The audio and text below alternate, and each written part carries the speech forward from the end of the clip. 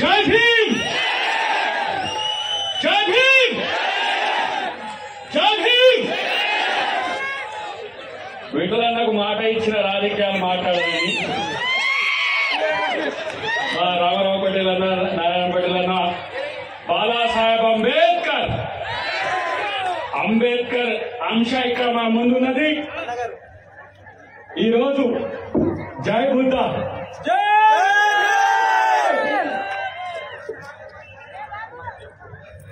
రెండు మూడు నిమిషాలు మాట్లాడతాం మిత్రులారా. మీ ముందు హెలికాప్టర్ కు టైం అయింది కాబట్టి, సమయం తక్కువ ఉన్నది కాబట్టి మిత్రులారా,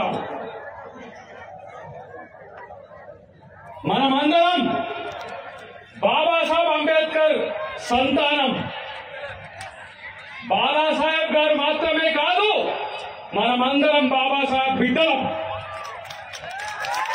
ఈరోజు బాబాసాహెబ్ అంబేద్కర్ ఈ దేశంలో పుట్టి ఉండకపోతే మనం మనుషులమే కాదు, ఆయన వల్ల ఈ దేశానికి వలస వచ్చిన వాళ్ళు మనం ఈ మూలవాసులం, మనం ఈ ఆదివాసులం, మనం ఈ దేశ ప్రజలం. మనల్ని పరిపాలించడానికి వచ్చిన దొంగలు మనల్ని అంటరాని వాళ్ళని చేసి మిత్రులారా గుర్తుపెట్టుకోండి. మనము వారిని 73 సంవత్సరాల క్రితం చంపినాం.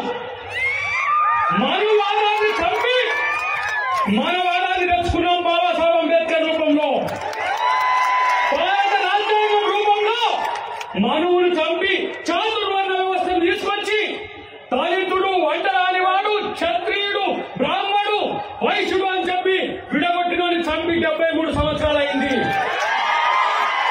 ఆ చంపిన తండ్రి యొక్క కొడుకు మనమందరం అనే విషయాన్ని గుర్తుపెట్టుకోండి.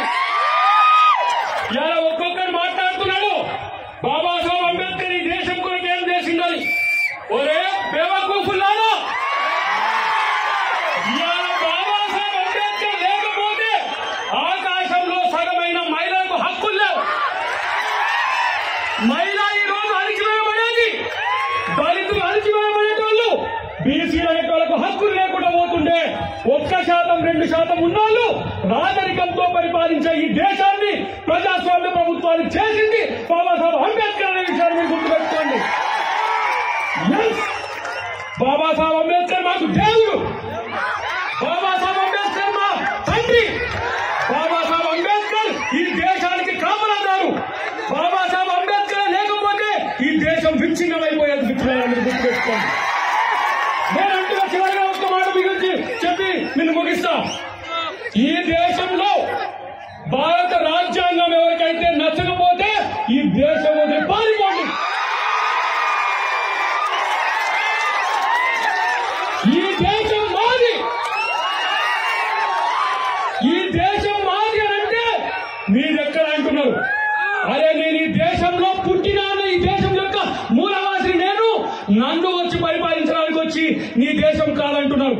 మీకు నిజంగా రాజ్యాంగం నచ్చకపోతే, ఈ దేశంలో దళితులు పాలించడం నచ్చకపోతే మాకు ఒక దేశం ఇవ్వండి. మా బాబాసాహెబ్ అంబేద్కర్ పుట్టిపోయిన రాష్ట్రాన్ని మాకు దేశం ఇవ్వండి. మీరు పాలిస్తే 73-75 సంవత్సరాల్లో మేమేం బాగుపడలే. నా తల్లుల ముఖాలు మారలే, నా తండ్రుల ముఖాలు మారలే, నా అన్నదమ్ముల ముఖాలు మారలే. బాబాసాహెబ్ అంబేద్కర్ వారసుడిగా మేం పరిపాలిస్తాం చూడండి.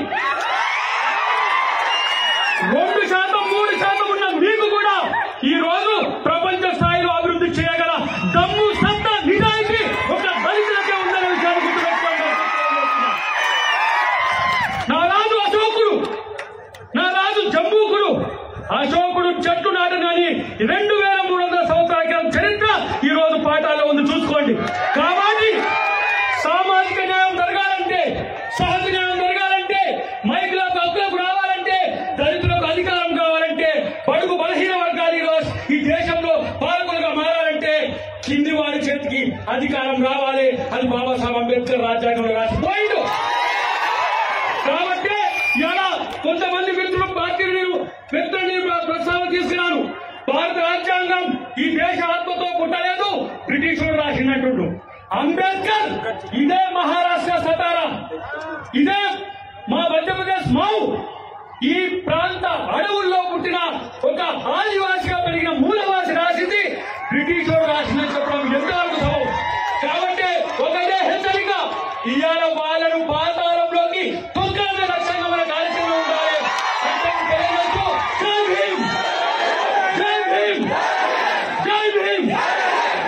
హాయ్ ఫ్రెండ్స్, మా టుడే టుమారో యూట్యూబ్ ఛానల్ చూస్తున్నందుకు చాలా థ్యాంక్స్. మరిన్ని లేటెస్ట్ వీడియోస్ కోసం వెంటనే సబ్స్క్రైబ్ చేయండి. అలాగే ఈ బెల్ ని కూడా రింగ్ చేసేయండి. మా నోటిఫికేషన్స్ అన్ని మీ మొబైల్లో వస్తాయి. అలాగే మా వీడియోస్ మీకు నచ్చితే లైక్ చేయండి, షేర్ చేయండి, నచ్చకపోతే కామెంట్ చేయండి.